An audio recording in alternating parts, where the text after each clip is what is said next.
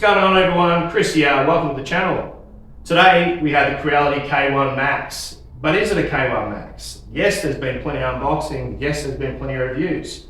But this is not your ordinary K1 Max. Why is that? Well, apparently this is the V2. The V2 meaning they've re-released the product with some corrections. We all were aware of the community concerns after the pre-order release of not just the Speedy, but the Max. So I decided I wanted to know, after considering buying the K1 Speedy and the K1 Max, and then hearing about the problems and the concerns that customers had, I wanted to find out whether, before I bought one, whether these problems have been fixed. So I bought this out of my own money. This isn't a sponsored video, but I decided I wanted to address some of these concerns with Creality. So I contacted Creality head office in Melbourne, and fortunately enough, a gentleman, Edward, who's in charge of sales, informed me they were releasing the new V2 version of the K1 Max, which had addressed a multitude of problems that were not addressed through R&D on the original release of the K1 Max. So this is now classed as the version 2.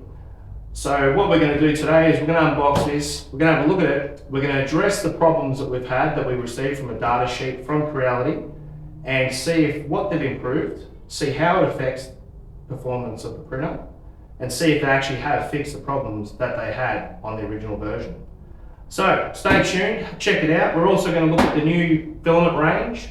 They've also included, which they have a new 4 series range on top of the original Ender range filament, including the Hyper range. They have another CR range as well. So let's unbox this K1 Max V2.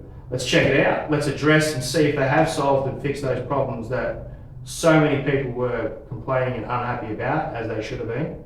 And let's see if they've actually made something that was supposed to be good, now fantastic. Stay tuned, stick around, we'll go through it, we'll get it unboxed. Let's have a look.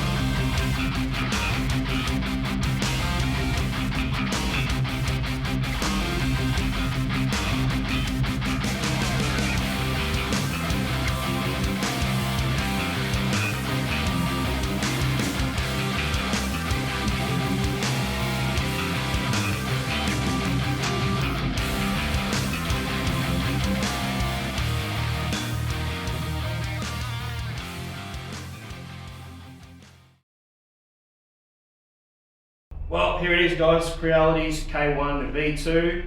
We've got it unboxed. We've got it switched on. It's done its pre-calibration, which took about 10 minutes. We've got the accessory box open. We've got some of the parts in front of us so we can go through it. We'll go through what's been changed to make it the version 2, what they've done to increase the reliability of it. So let's jump into it. Let's go through the accessory box. Let's see what they've thrown in the pack to make up for what they didn't supply in the first version release and the pre-release. We'll jump through the filament. We'll go through the accessory kit and the Hotend features and a few other little tweaks and upgrades that I've got just to throw in just to sweeten the pot a little bit. So let's jump into it. Let's have a look. Let's close here. Let's dive into it. Let's check it out. Alright guys, so here we are. Here's the accessory box here. Don't worry about that. We've just some little stickers here. Obviously you get them in everything you get with Creality. It's just what they do. You get your little manual, which is so. Yep, that's that. Get that out of the way, nice and easy done. We've got our standard spatula, that's what it is, I suppose. In here also we have, some people ask, what is this? Well, basically this is what they call a extruder cleaner or a probe. So that's to clean your extruder out if you get a clogged extruder. You also have nozzle needles if you get those as well. In the new accessory box that you get, shout out to Edward for running me through this. Basically what they've done is from now on with the K1 Max, and I'm pretty sure it's with the K Speedy as well, what they've actually done now is instead of just shipping with the upgraded extruder and Hotend, they're actually even giving you the original with another Hotend.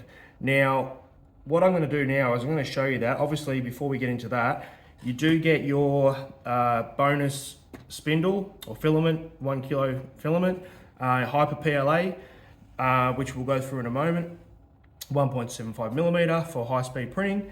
Obviously you get your little tool pack. You've got some spare Allen key bolts in there. Okay, you've got your screwdriver, Allen key, and your nozzle adapter. That's that. You've got a spanner in there as well. That one there, and that's for your Hotend and extruder. And then you've got your pliers as well. So you've got your cutters for your filament. These are upgraded set of cutters. As you can see, they've got the biggest spring there. So you get more tension on that one. So that's that one there, okay. Now moving on from there, not everyone's gonna get this. I got this, basically I paid for this unit, but I did get a couple little extra things. I did actually get the nozzle kit. So that's the nozzle kit you get. So if you do wanna buy the nozzle kit, you can get that on various places on the internet. I can post a few links for that as well. You get your hardened steel nozzles for your abrasive materials, and you get your alloy copper extruder nozzles as well in 0.4 and 0.6 millimeters. So unfortunately we don't get 0.3s and 8s and so on, but it's pretty good to have the extra amount of nozzles there. So that's that one. Move that to the side. Here's the big one. So what we've got here, as you'll see, we've got the black, what looks like a black silicon Hotend cover for the extruder. Now in the original pack, now this is the original pack, you can see we have the ceramic heating block, model number there, okay? Now upon opening this, I thought that this was the upgraded extruder, although we will show you in a moment. The upgraded extruder actually already comes shipped in the machine itself. So you can see that's the original extruder for some that were causing problems. Now the problems occurred when these pieces here, although they are insulated, through this point here aren't insulated, okay? And we had issues down at the bottom here where this was melting and this was causing Hotend failures, and this was completely melting down to a point where you'll see, thanks to 3D Runner, I've got a diagram to show you right now. Give me 2 seconds here.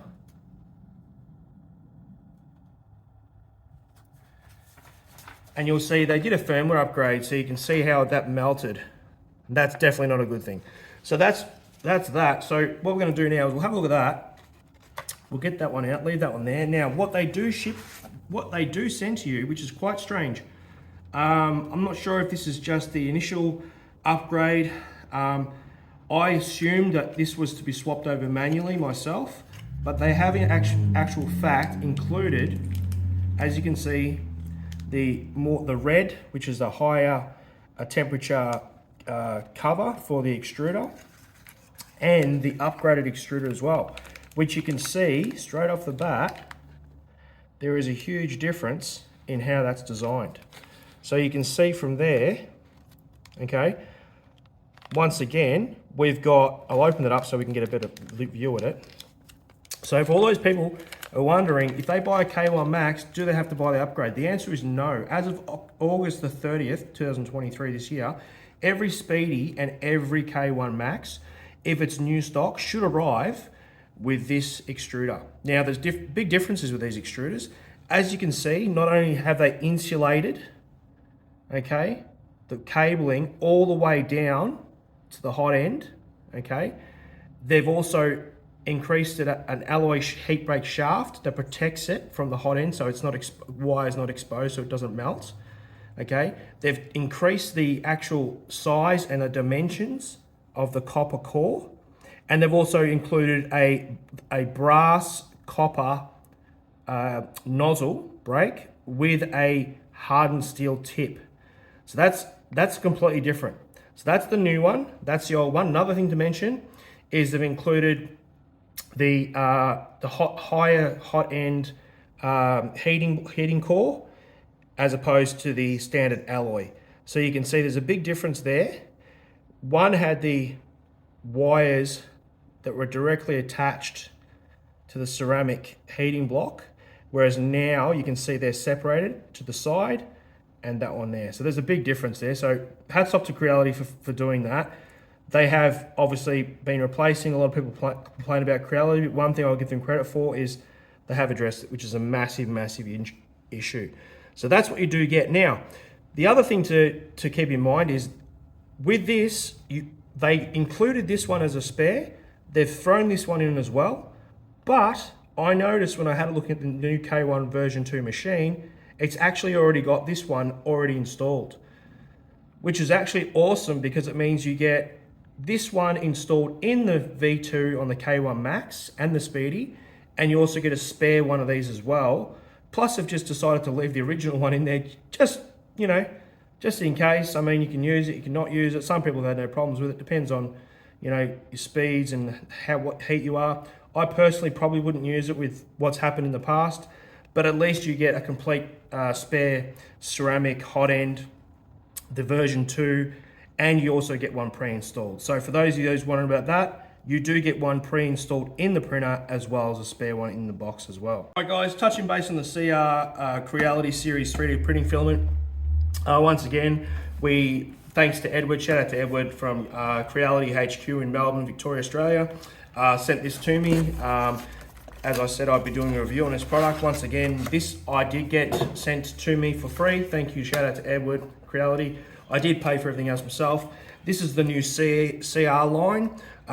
This is the CR PLA Black, which is supposed to be a premium PLA, not a PLA Pro, but a premium PLA. I suppose you might be able to call it a Pro. Filament, which is supposed to be very, very good. Low water resistivity, so it's not going to absorb a lot of water. Surprisingly enough, I have tested this filament out on my other CR10 Smart Pro, and I was able to print this successfully, no worries, at 300 millimeters a second without any deformation, any bubbling, any over or under extrusion. So that was very surprising. So moving with that, we have 4 series. The CR series comes in a variety of colors, as you can see right there. We've got sunrise yellow, rose red, sky blue, arctic white, ocean blue, light brown, carbon black, virid green, which is a strange name, but not too bad. Meadow green, which is different, which is more like a fluoro yellow. Aero gray, vitality orange, and grace pink. So, back to the base of it, we have the CR series, which we just spoke about just then, which comes in PLA, ABS, TPU, and PETG. We also have the HC series, which is more of your more of a cost-efficient material, and It's more, I suppose, what you'd probably say is a standard PLA. It's probably, I would say, better than most PLAs. In my opinion, I would say it would be better than, say, eSun and VoxLab and those sort of brands. And yeah, so it's just a different type of material that they've decided to print. Don't know a huge amount about this one. I haven't used it as yet. Then you have the Ender Series one, which we all know about, which is their original filament that they've had around for years, which is their entry-level PLA, not a PLA Plus. We're all quite familiar with that. That's a basic PLA filament, straight out of the box, no issues. It has been a very good filament from the start. And obviously with the new printers, the K series, we have the HP, which is a hyper filament. So it's an upgraded, high speed, low rigidity, low moisture adhesion, high temperature filament that allows it to be printed at a much higher speed with less over extrusion, has a faster cooling rate, and is a lot more adequate for speeds over sort of 200 to 250 millimeters per second. So that's basically where we're at with that. So let's jump into the printer and let's check out the new features. All right, guys, here's the K1 Max V2. As you can see, I've got 3 screws lined up there. Why have I got 3 screws? Huge mistake that a lot of people are making. A lot of people are making is they're not removing these screws. There's one in here, there's one in the back corner there, or right corner, and there's one in the far back middle when the platform's all the way down. Make sure you remove the foam from underneath once you lift the bed up. Please remove these screws. A lot of people are sending pictures on Facebook, on YouTube, showing bent hexagonal screws. Why are they bent? I'm not entirely sure. I don't know how they could be bent via packaging, unless quality control from Creality is putting screws in with a impact wrench and they're bending. But basically with the V2, you can see that's no longer a problem. So I wanted to just straight off the bat show you that they're not bent. And so long as you take them out, you will find that taking them out, you will need to, they screw in through there and through the base section through there. Once you undo them, you'll need some needle nose pliers. That'll be in the video. You'll see that through the time lapse. So that's one of the main features. Basically scanning through from here, you can see when we look up towards the extruder, you'll see now that we have the red cover on the extruder, and you can actually see the copper and hardened steel end, hot end there. So you can see that they've actually released the V2 with this pre-installed, as well as including another extruder in the pack, which is awesome, guys. So, you know, for those of you guys wondering with the extruder issues, yes, you get one pre-installed, and yes, you get one in the box. Now, if you do not get one installed in this extruder, in the hot end, and you get one in the box thrown in, that means it's an older version 1 K1 Max and not the V2 release. So I would be sending that back, or I would be requesting a spare one, because the V2, the real V2, comes with it pre-installed plus a spare one in the accessory box. That's a really big thing, guys, to remember. Moving on from there, we've got the top section here at the top. This is a big one too. The extruder was changed. We had the extruder problems where we had under extrusion and over extrusion. You can see now it's more of a frosted silver than a chrome. That's not the big deal. The big deal was that the material was upgraded between the motor and the plate gear so that it was more heat proof. Okay, so that affected the fact that the material was being deformed and the extruder gears in between the plate wasn't compressed enough, and that was deforming the material and the extruder, and that was causing that to not under extrude, was causing it to under extrude and over extrude. Also, the locking tab itself, basically the rebound flip was enhanced to keep both gears in the same position, and the glue on the screw that locks the locking gear in place, which is the 2 gears inside behind this cover plate, okay, they were locked in place, and they also had Loctite as well as hot glue applied to them, so that made sure that they will not come loose. They have improved adhesion, and they have put a gasket in place in there as well. All right, so that's some of the biggest thing they've done so far. Also, they addressed the firmware upgrade with it as well, which most of you will know by now. If you've got a K1 Max, they've addressed the firmware issue which was causing the ceramic heating and the under and over extruding. So that's been addressed as well. And so the gear itself now, because of the gasket plate, the upgraded internals won't be affected by deformed heat. So we've got multiple fixes here, which is great, awesome to hear about.